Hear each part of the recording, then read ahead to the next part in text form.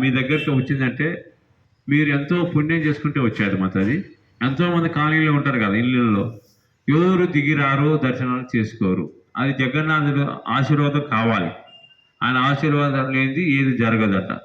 అందువల్ల ఈ జగన్నాథ రథయాత్ర పూరి నుండి స్వయంగా మన కాలనీలకు వచ్చింది అంటే ఎన్నో జన్మల పుణ్యం చేసుకుంటే కానీ మీ గురించే వచ్చినట్టే లెక్క అది.